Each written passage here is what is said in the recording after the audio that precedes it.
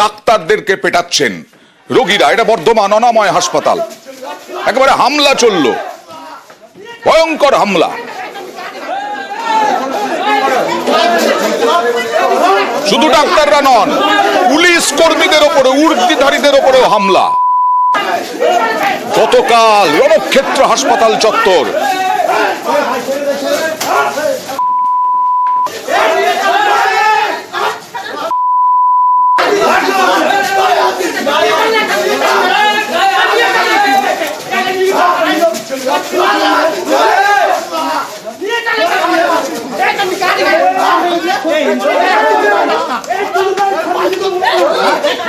ডাক্তাররা স্টেথো নিয়ে থাকেন, কোনো অস্ত্র নিয়ে থাকেন না, আর তাদের ওপরে দাদাগিরি, তাদের ওপরে হামলা করতে খুব সহজ।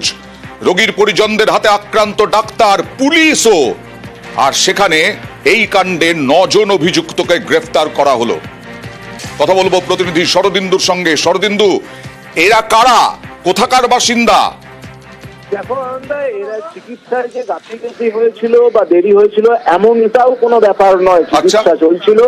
এবং তখনই এই যে শক্তিগড়ের স্বস্তিপল্লী এলাকার এই যে যুবক, এবং তারা পিকনিকে গিয়েছিল, এবং পিকনিকে গিয়ে তারা নাচছিল, এবং সেই সময় পড়ে গিয়ে পায়ে চোট পায়। তাদেরই একজনকে নিয়ে আসা হয়েছিল, প্লাস্টার হবে, ঠিক এক্সরে হয়ে গিয়েছিল।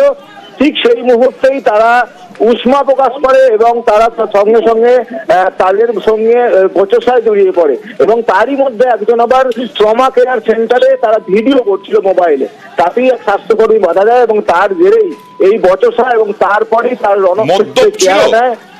একেবারেই সেই অভিযোগে উঠে আসছে প্রত্যেকেই মদ্যপ অবস্থায় ছিল।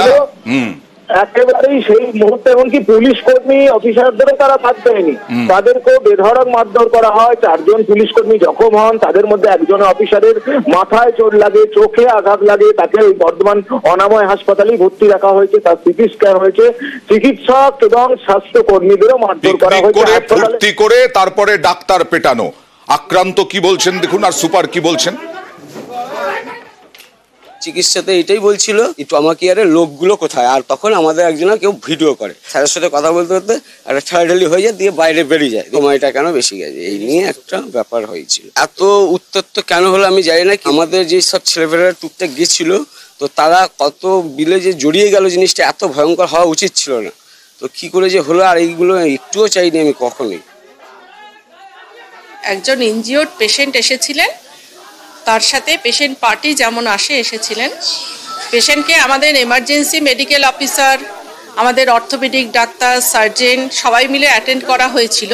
তারা সবাই অ্যালকোহলিক ছিল। প্রথমে গালিগালাজ শুরু করে, তারপরে ধাক্কাধাক্কি। পুলিশ পার্সোনেলরা চলে এসেছিলেন, 4-5 জন পুলিশ পার্সোনেল আহত হয়েছেন। তারা ডাক্তারদেরও ধাক্কাধাক্কি করেছে। প্রশাসন যথাবিহিত ব্যবস্থা নিয়েছে।